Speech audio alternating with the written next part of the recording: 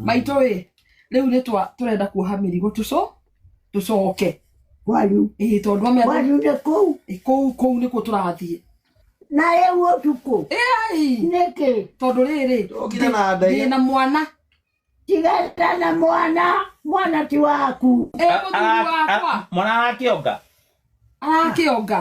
muraha ndamenya ati ni hari na riu ni raiga tukanira inyari gutigaire mathaa maigana gukiri mwana mundu ucio. Guys, ushaikuwa kwa situation and then mzazi wako ama shushu yako ama your elder akakupea advice and then akakwambia kitu yenye mzee ama kitu yenye mimi kama mzee naweza ona kama nimeketi kijana, hata ukisimama ama upande miti huwezi ona. Ushaisikia msemo kama hiyo? So kuna hii story, very touching story, like painful one, but iko na a big lesson. Ilifanyikia TikTokers ambao anaenda kuelezea sahi. Kuna huyu madam pale TikTok anajiitanga Wambugu Apples. Wambugu Apples ni mwanamke ambaye ako into agriculture, huwa anafanya mambo na farming za matunda na sana sana anadili na hizo apples. Sasa anajiita Wambugu Apples, but yeye ni farmer wa matunda zote. So Wambugu ako na mfanyikazi ambaye anaitwa Terry. Okay? Terry, acha niseme was mfanyikazi wake, ambapo Wambugu na Terry wamekuwa very close, wamekuwa ni kama madada. Mind you, they are not even related, but wamekuwa kama madada na like wamekuwa mtu na sister yake, wamependana sana. Yani urafiki yao walikuwa na that friendship that everybody mwenye alikuwa wapata kwa hiyo page alikuwa ana admire, ikiwemo mimi. Walikuwa wanapendana to an extent of hairstyle in the same, hadi wakafanana ungedhani ni blood sisters. You can see them, walikuwa wanafanana like madada wa tumbo moja toka nitoke, walikuwa wanafanana hivyo. Juu ile kupendana, walikuwa wanapendana, but walikuwa tu ni mtu na mfanyikazi wake. They have done so many things together, including harusi, kuenda hizo rorasio. Yani hata Wambugu akifanya wedding, Terry was there, like ungedhani ni dada yake amemsimamia hapa tu hapa, unaona. But something last 2 days ago, kitu ikafanyika. These two na driver wakaamua kuenda kutembelea shushu. Huyu shushu anaitangwa shushu wa Dirangu. Dirangu ni TikToker, na huyo TikToker anaitwa Dirangu upost yeye na shushu yake. Okay? Like yeye na shushu mwenye amezaa shushu yake, shushu ya mamake. Okay? Since ni amemlea, so huwa anaposti sana. Na the reason naelezea ni juu watu wengi hawaelewi Kikuyu kwa page yangu. Unaona? So venye walienda kutembelea shushu ya Dirangu, hii video nimeweka hapa ni huyo shushu ya Dirangu. Usiku ilipofika, huyu Wambugu Apples na Terry na Dominic ambaye ni driver wakamwambia sasa tunataka kurudi kwetu. Shushu akamwambia hapana, msirudi. Na sababu nilianza video nikauliza, ushaipewa advice na your elder na ukaignore, what was the outcome? What was your experience after kuignore kitu umeambiwa na your elder? So shushu wa Dirangu akawaambia ni usiku sana. Na guys, huyu ni shushu ako miaka 1 something.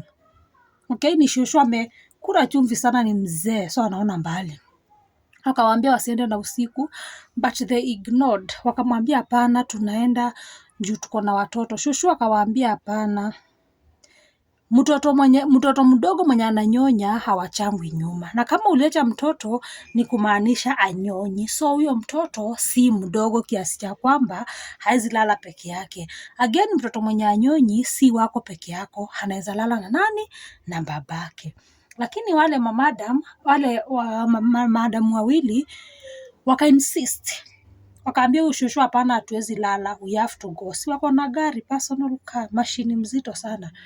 Wakamwambia we have to go. Na waka-insist kuenda. Shushu akakataa. Hii video mnaona hapa, shushu ame-insist wasiende na usiku.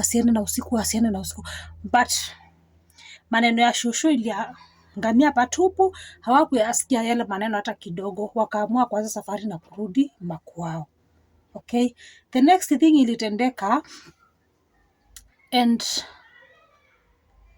Mungu afariji tu familia zao. The next thing ilifanyika after kutoka kwa shushu, after kukosa kusikiza ile advice ya shushu kuambia walale wasiende na usiku, it's not good, sijui nini.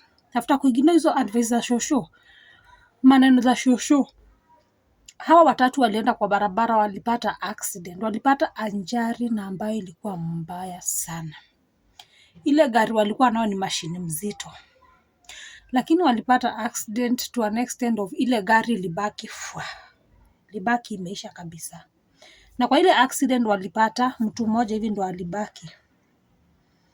Ingekuwa ni watu wabaya sahi wangekuwa washaanza kucirculate maneno wamesacrifice, lakini familia za wale wenye walifariki ni watu na ambao wanamjua Mungu, hawana hizo maneno. Ingekuwa ni mkaba kama mimi tungekuwa tushaanza walisacrifice msichana wetu sijui kulienda aje, because yule Terry na driver Dominic walifariki papo hapo. Wabugu Apples ambaye ni bosi wao ndo alisurvive with no serious injuries. With no serious injuries na maanisha alisurvive kama hajavunjika mahali, ajuko kwa wheelchair, she can walk very well, and as I'm doing this video, ako nyumbani, alitoka hosi jana. Ni ile tu uso tu, zile tu vio tu hivi kugarogwarwa, hizo ndo maumivu alikuwa nazo, but ako poa. Mfanyikazi wake Terry na ambaye walikuwa wanapendana sana, wamekuwa kama madada, alifariki papo hapo.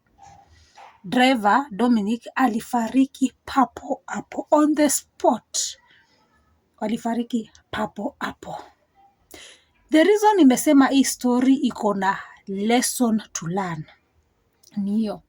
Waliignore maneno ya shushu. Shushu akainsist msiende na usiku. Unaona, kama ni mtoto mwenye anyonyi, wacheni akae na baba zake, wacheni akae na wanyo wako home, lakini msiende usiku, acheni muende lini? Kesho asubuhi. Wakaignore, hawakusikiza shushu hata kidogo. Sahi wawili wamelala mochari. Mmoja ambaye ni bosi yao amebaki na regret, amebaki na kuomboleza, amebaki na trauma yenye haiwezisha. You can imagine the trauma of you knowing that I went to visit someone, not even a family. Yule shushu wa Drago si family, they are not even related. Ni ile tu ni mtu anapostingi TikTok, so wakampenda ule shushu. Wengi tunampenda, hata mimi natamani sana niende nifike nione ule shushu because wananijenga. So unaona, so you can imagine mlipanga kwenda kuvisit a stranger, but on your way back after kuinginua maneno ya ule mtu, mnapata ajali na mtu anapoteza maisha. Now you can imagine the trauma yenye iko na ule Wabugu kama boss ya wale wenye walikufa. Kama si mimi Terry angekuwa hai, kama si mimi boss yao kuwaambia leo tufunge kazi tuende hapa, sijui kungekuwa. Ako na regrets mingi sana. So guys, if you are watching me, what I'm trying to say is, kitu yenye mzee anaweza ona kama ameketi, sisi kama young generation hata tukipanda miti, hata tukipanda post ya stima hatuwezi ona. So wakati mwingine ukiambiwa maneno, usiwahi puuza maneno.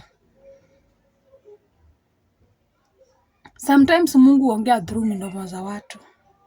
Mungu communicate through watu. Mungu communicate in many different ways. When it comes to our elders, hawa watu hata huongea na Mungu. Ni venye tu haezi pata the right way to explain, atakwambia Mungu amesema, but atakwambia through mdomo wake. If only hawa wangesikiza, wakubali kukosea mabwana zao, na walale kwa ule shosho, sahi wangekuwa hai. But wali imagine, nikilala hapa bwanangu atafikiria, bwanangu atafikiria, bwanangu atafikiria, bwanangu atafikiria, watoto wangu watalia sijui nini. Imelalisha wale mochari. Unaona? Watu wangekubali watoto walale wakilia, mamu wako wapi? Watalia siku moja. Kwani nani alikufa juu ya kulia siku moja mtoto?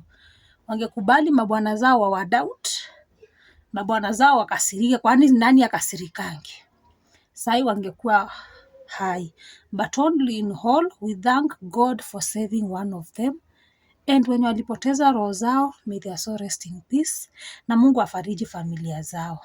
Na ukijipata mahali unaambiwa anything na your elder, sikiza and take it very serious.